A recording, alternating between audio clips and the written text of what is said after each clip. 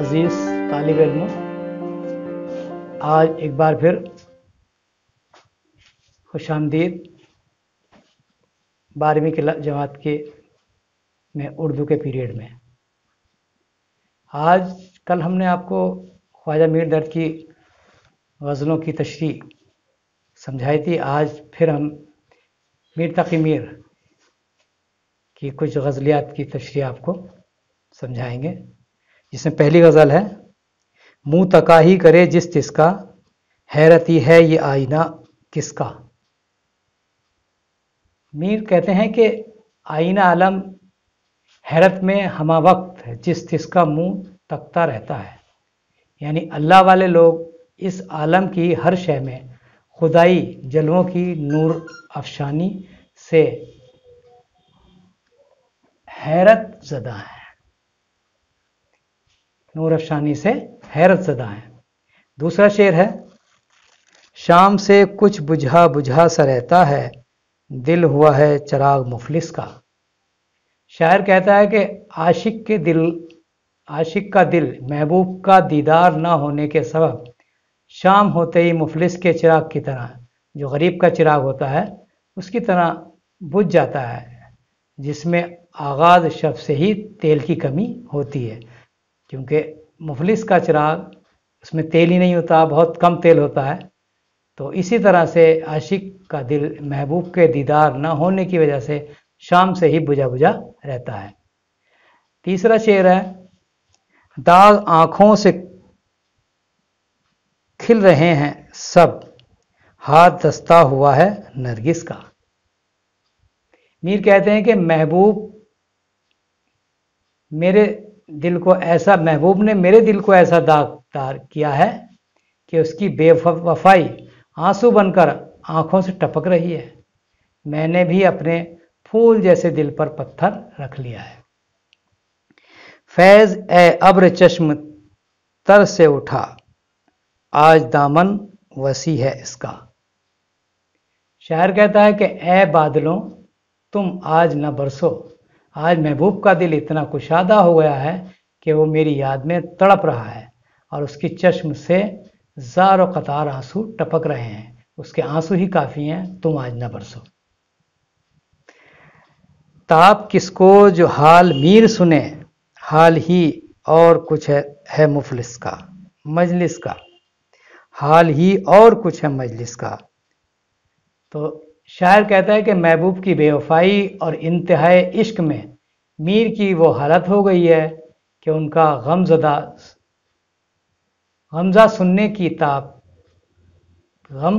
کی تاب کسی میں نہیں ہے، کیونکہ محفل میں موجود لوگ تو خود عشق کے مارے ہیں، وہ ان کے غم کے حالات سننے کی تاب نہیں رکھتے۔ اب دیکھیے غزل نمبر 2۔ غزل نمبر 2 میں پہلا شعر ہے: اشک آنکھوں میں کب نہیں آتا، لہو آتا ہے جب نہیں آتا۔ میر کہتے ہیں کہ عاشق یوں تو محبوب کی یاد میں ہمیشہ اشک بار رہتا ہے، لیکن جب اس کی بے وفائیاں حد سے گزر جاتی ہیں تو اشک لہو کی مانند آنکھوں سے ٹپکنے لگتا ہے۔ دوسرا شعر ہے: ہو جاتا نہیں رہا لیکن جب وہ آتا ہے تب نہیں آتا۔ میر کہتے ہیں کہ میں محبوب کی آمد سے قبل ہوش و حواس میں رہتا ہوں، لیکن اس کے دیدار کے بعد ہوش کہاں گم ہو جاتا خدا جانے، مجھے نہیں پتا، اس کے دیدار کے بعد میں بے ہوش ہو جاتا ہوں۔ تیسرا ہے: صبر تھا ایک مونس سے ہجراں، سو وہ مدت سے اب نہیں آتا۔ صبر تھا ایک مونس سے ہجراں، سو وہ مدت سے اب نہیں آتا۔ مونس کہتے ہیں دوست کو۔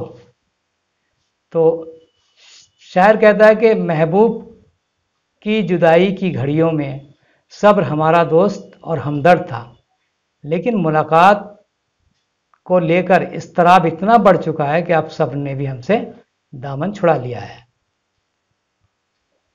اس کے بعد: دل سے رخصت ہوئی کوئی خواہش، گر یہ کچھ بے سبب نہیں آتا۔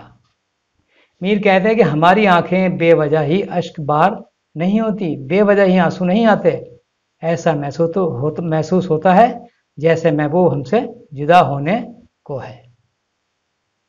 5واں شعر ہے، عشق کو حوصلہ ہے شرط ورنہ بات کا کس کو ڈھب نہیں آتا۔